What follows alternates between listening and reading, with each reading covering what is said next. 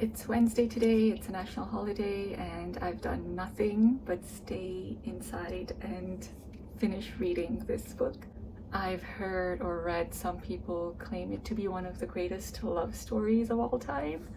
Very misleading, to be honest, that is.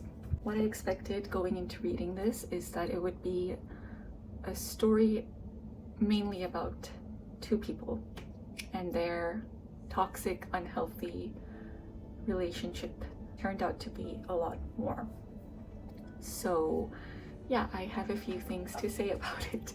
I'll be reviewing today Wuthering Heights.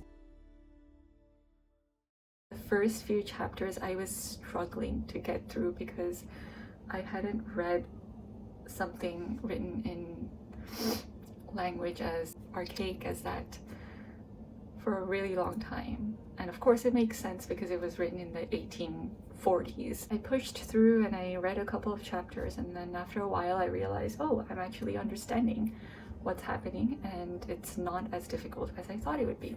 It's considered a gothic romance novel.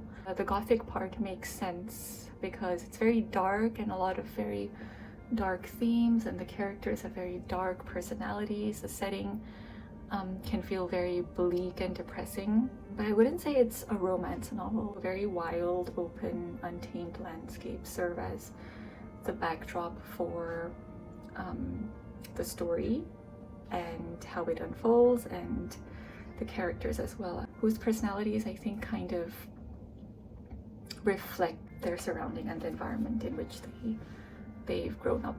Within this setting are two houses. One's Wuthering Heights and one is Thrushcross. That's such a tongue twister for me.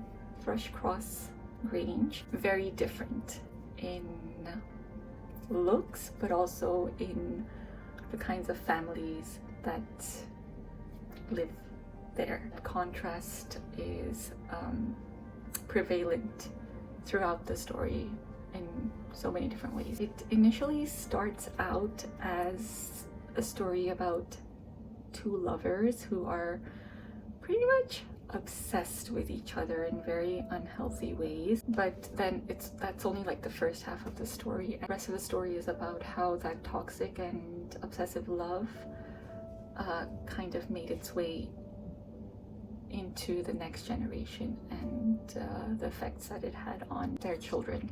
Yeah, I was pretty surprised to very early on in the story to find out that, oh, this character is already leaving us.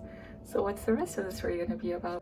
It explores a lot of themes, like of course one of them is the obsessive kind of love that which I think is what draws and leaves many people liking the story. It also explores revenge and breaking generational cycles, social status and class and power, inheritance. It wasn't just a romance novel. As for the characters, most of them were very morally ambiguous, and they weren't very likable. One of them, Nellie, the housekeeper, she was really the only one that I kind of liked her judgment on things. But again, you can question whether she is a reliable character.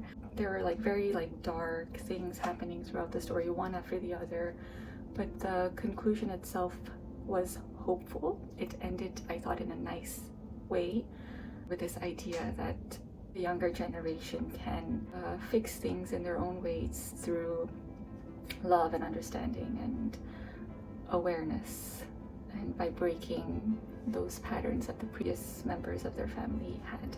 For the time period in which it was written, it was considered very bold, so I will vouch for it for that reason. To write something as vulnerable and intense as this was a pretty bold and powerful move. Proud people breed sad sorrows for themselves. I thought that that was a very good